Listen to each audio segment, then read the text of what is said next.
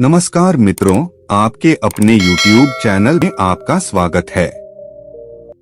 आज की जो कहानी है ये बड़ी ज्ञानवर्धक है।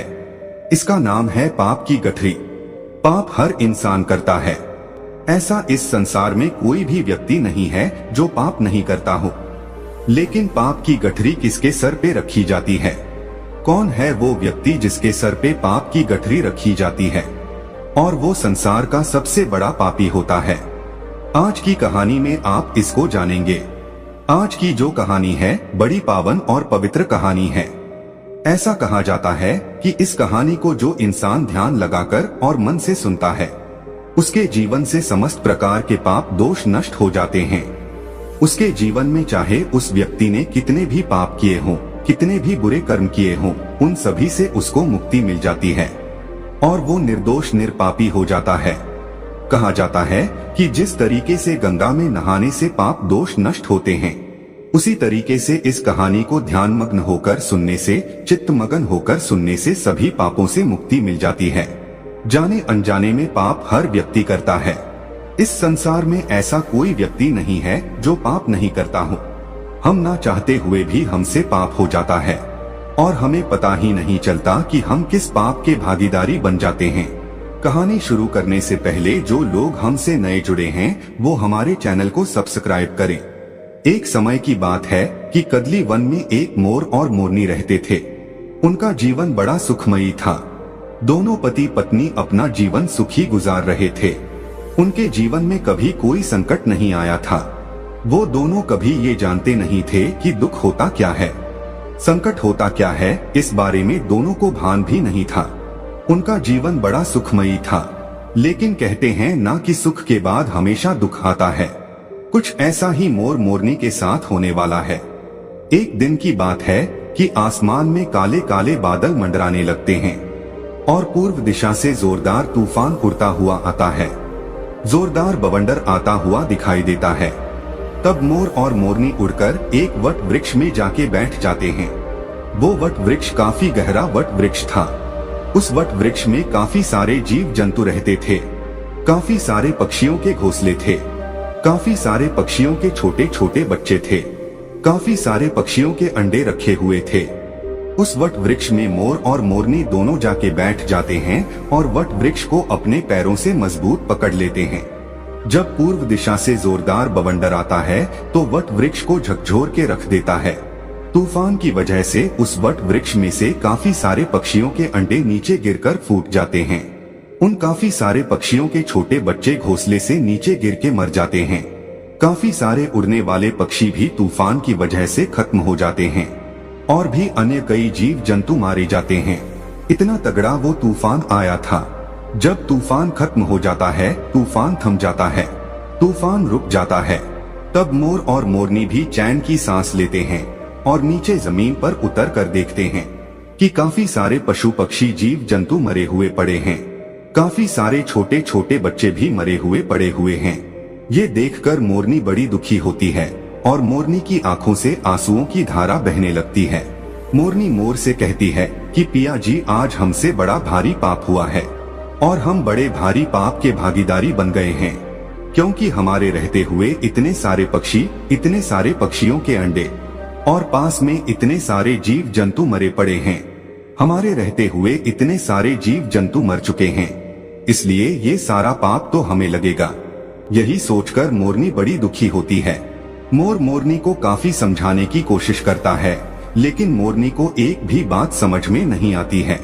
मोर कहता है कि हम पाप के भागीदारी नहीं है, कि पाप का भागीदारी वो है जो ये बवंडर को लेके आया है और इस बवंडर की वजह से काफी सारे जीव जंतु मर चुके हैं, इसलिए हम पाप के भागीदारी नहीं हैं। लेकिन मोरनी मोर की बात को सुनने के लिए राजी नहीं थी, तो मोर मोरनी को एक ऐसे सुनसान स्थान पर ले जाता है और मोरनी से कहता है कि मोरनी, मैं तुम्हें एक कहानी सुनाने जा रहा हूँ। इस कहानी को तुम ध्यान से सुनिएगा और इस कहानी के माध्यम से तुम्हें ये पता चलेगा कि सबसे बड़ा पाप का भागीदारी कौन होता है। तब मोर मोरनी को कहानी सुनाता है और मोरनी बड़े ध्यान से चित्त मगन होकर उस कहानी को सुनती है। मोर कहता है कि एक नगर में एक राजा रहता था। वह राजा बड़ा दयालु प्रवृत्ति का था। तो राजा विचार करता है कि मैं रोज 100 अंधे लोगों को खीर का भोजन खिलाया करूंगा। अब राजा यह निर्णय लेता है कि मैं रोज 100 अंधे लोगों को खीर का भोजन खिलाया करूंगा। वो राजा 100 अंधे लोगों को खीर खिलाता था। अब उसको काफी दिन निकल जाते हैं। काफी समय से वो अंधे लोगों को खीर खिलाता रहता है। लेकिन एक दिन की बात है कि जिस दूध से वो राजा खीर बनवाया करता था, उस खीर में एक सांप जाता है और सांप उस दूध में मुंह दे करके उसमें जहर उगल देता है। इस घटना का किसी को पता नहीं था कि दूध में सांप ने जहर मिला दिया है। फिर उस दूध की खीर बनाई जाती है और खीर बनाने के बाद उन 100 अंधे लोगों को खिला दी जाती है। जैसे ही वो 100 लोग खीर खाते हैं तो उनकी मृत्यु हो जाती है, वो लोग खत्म हो जाते हैं। जब राजा को ये पता चलता है कि जिन अंधे लोगों को राजा खीर खिलाया करता था, उन लोगों की खीर खाने से मृत्यु हो गई है, तो राजा बड़ा दुखी होता है। वो राजा ये आदेश देता है कि सबकी जांच की जाए, इन खीर खाने वाले अंधे लोगों की मृत्यु कैसे हुई है। अब राजा के सैनिक ये जांच करते हैं तो जांच में ये पाते हैं कि सांप का विष मिल जाने से इन लोगों की मृत्यु हुई है। अब राजा ये आदेश देता है कि सांप का जहर मिलाने वाला कौन है। फिर से राजा के सैनिक जांच पड़ताल करते हैं और जांच पड़ताल में यह पाते हैं कि किसी ने भी जहर नहीं मिलाया है। उस जांच पड़ताल में ये पाते हैं कि किसी भी मनुष्य ने, किसी भी व्यक्ति ने खीर में जहर नहीं मिलाया है। उनको ये पता चलता है कि कोई काला सर्प यहाँ पर आया था और उसने इस दूध के अंदर जहर मिला दिया है।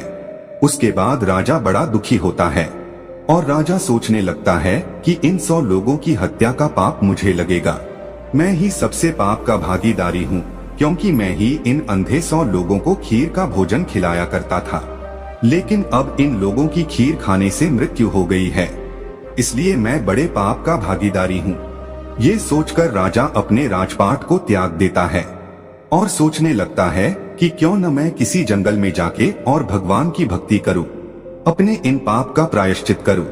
यही सोचकर राजा राजपाट को छोड़कर और भगवान की भक्ति करने के लिए अपने राज्य से रवाना हो जाता है। राजा दिन भर चलता है, काफी दूर निकल जाता है, काफी दूर पहुंच जाता है।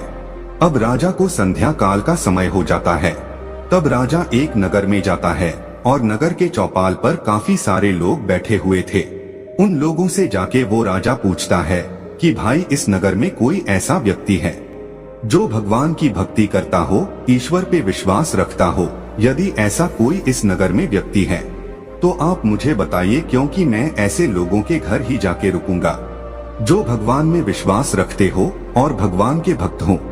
तब चौपाल में बैठे हुए लोग कहते हैं कि मुसाफिर, हमारे इस नगर में सिर्फ एक ही घर ऐसा है जहां एक बहन और एक भाई रहता है। दोनों बहन भाई रहते हैं। वो लोग भगवान के बड़े भक्त हैं और भगवान पे बड़ा विश्वास रखते हैं।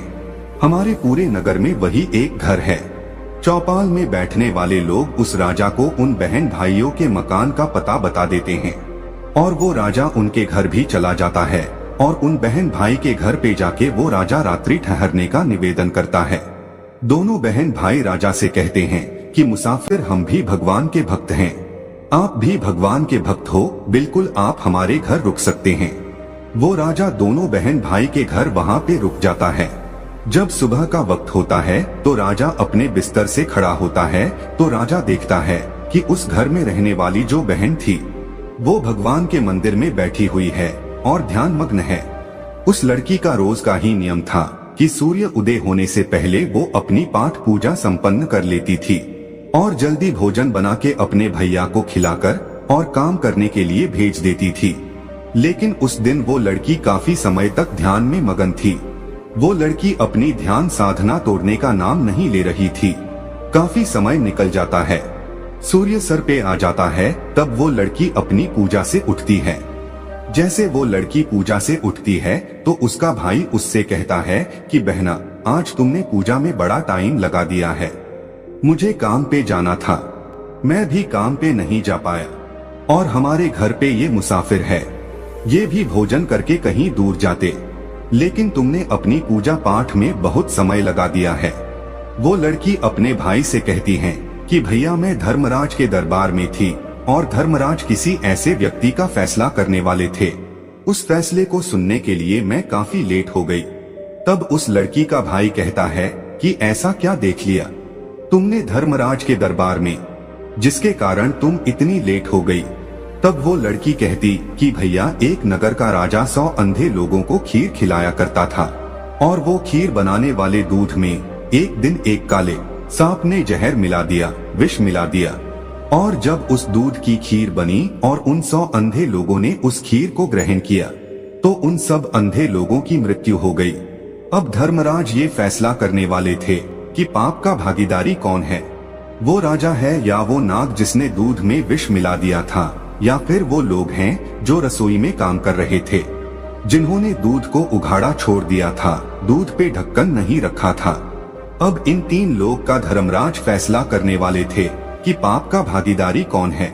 तीनों ही बराबर के दोषी हैं, तो पाप का भागीदारी आखिर कौन है, राजा है या सांप है या रसोइया। इसी फैसले को सुनने के कारण मैं लेट हो गई थी। उस लड़की की इस बात को वो राजा भी सुन रहा था। जब राजा ने इस बात को सुना तो राजा अपनी बात को सुनकर और बड़ा चकित होता है। राजा सोचने लगता है कि ये सारी घटना मेरी है। तब राजा इस बात को और जानने का इच्छुक होता है, और वो राजा उस लड़की के पास जाता है और उस लड़की से कहता है कि बेटा, क्या फैसला हुआ, आखिर कौन है पाप का भागीदारी। राजा इस बात को उस लड़की से पूछता है तो लड़की कहती है कि आज कोई फैसला नहीं हो पाया है, फैसला कल होगा, कल इसका फैसला होगा कि पाप का भागीदारी कौन है। अब राजा उन दोनों बहन भाइयों से कहता है, क्या मैं एक दिन और आपके घर रुक सकता हूँ। इस बात को सुनकर दोनों बहन भाई हंसी खुशी उसको रुकने के लिए कहते हैं कि मुसाफिर, आप हमारे मेहमान हैं, आप जितने दिन चाहे उतने दिन हमारे घर में रुक सकते हैं। वो राजा इसलिए रुकता है कि दूसरे दिन वो जानना चाहता था कि फैसला क्या आता है, कौन है पाप का भागीदारी, राजा है या सांप है या रसोइया है। इसी बात को जानने के इच्छुक राजा दोनों बहन भाइयों के घर भी रुक जाता है। उधर चौपाल पे रहने वाले जो लोग थे, चौपाल पे बैठने वाले जो लोग थे, वो लोग बातें करते हैं और वो लोग कहते हैं कि कल जो मुसाफिर इन दोनों बहन भाई के घर पे आया था, ये मुसाफिर कुछ ठीक नहीं लगता है। सुंदर लड़की को देखकर और ये मुसाफिर यहाँ पे ठहर गया है। कल तो ये मुसाफिर कह रहा था कि एक रात रुकेगा, लेकिन ये अब दूसरी रात भी अभी रुकना है। लगता है ये मुसाफिर इस लड़की को लेके जाएगा, लगता है ये मुसाफिर इस लड़की की इज्जत लेके जाएगा, लगता है ये मुसाफिर इस लड़की को लेके भाग जाएगा। इस तरह की बातें चौपाल पे बैठने वाले लोग करते हैं। चौपाल पे बैठने वाले लोगों की इन बातों को वो राजा भी सुन लेता है, लेकिन राजा उनको कोई जवाब नहीं देता है। राजा बिल्कुल मौन रहता है कि राजा को सिर्फ यही जानना था कि पाप का भागीदारी कौन है। जैसे ही दूसरा दिन होता है, वो लड़की ब्रह्मा मुहूर्त में ही पूजा में बैठ जाती है और ध्यान में मगन होके ध्यान करती रहती है। लेकिन उस दिन वो लड़की बड़ी जल्दी अपनी पूजा से उठ जाती है। जैसे ही वो लड़की अपनी पूजा से उठती है तो वो राजा उस लड़की के पास जाता है और कहता है कि बेटा, क्या फैसला हुआ, कौन है पाप का भागीदारी, राजा है या सांप है या रसोइया है। जब वो लड़की कहती है कि मुसाफिर, तीनों में से कोई पाप का भागीदारी नहीं है, पाप का भागीदारी तो वो लोग हैं जो चौपाल में बैठ करके बात कर रहे हैं। वो लड़की कहती है कि मुसाफिर, धर्मराज के दरबार में आज ये फैसला हुआ है कि सबसे पहले जो पाप के भागीदारी था वो सांप था, लेकिन सांप अपनी भूख शांत करने के लिए उसने दूध में मुख दिया था और दूध पीने के बाद वो वहाँ से चला गया। अब इसमें सांप का कोई दोष नहीं था, क्योंकि भूखे को भोजन बहुत जरूरी होता है, इसलिए सांप का कोई दोष नहीं था, तो सांप का पाप माफ कर दिया जाता है। उसके बाद नंबर आता है राजा का, क्योंकि राजा ही खीर बनवाया करता था, इसलिए दूसरा नंबर राजा का आता है। लेकिन राजा भी स्वयं अपने हाथों से काम नहीं कर रहा था, राजा भी दूसरे लोगों को पैसे देकर उस कार्य को करवाता था। परमार्थ का काम राजा कर रहा था, इसलिए राजा को भी निर्दोष घोषित किया गया है। राजा भी पाप का भागीदारी नहीं है। तीसरा नंबर आता है रसोइयों का।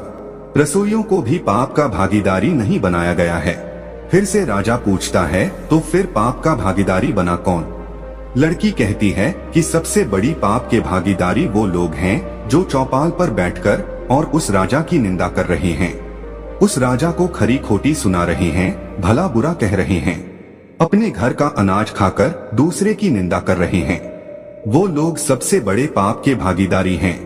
जो चौपाल में बैठकर वो लोग उस मुसाफिर के बारे में कह रहे थे कि मुसाफिर सुंदर लड़की को देखकर और इस घर में रुक गया है और इस लड़की को लेके भागेगा, इस लड़की की इज्जत लेके जाएगा, उन लोगों को सबसे बड़ा पाप का भागीदारी बताया गया है। मोर मोरनी से इस बात को कह रहा है और मोरनी बड़े ध्यान से सुन रही है।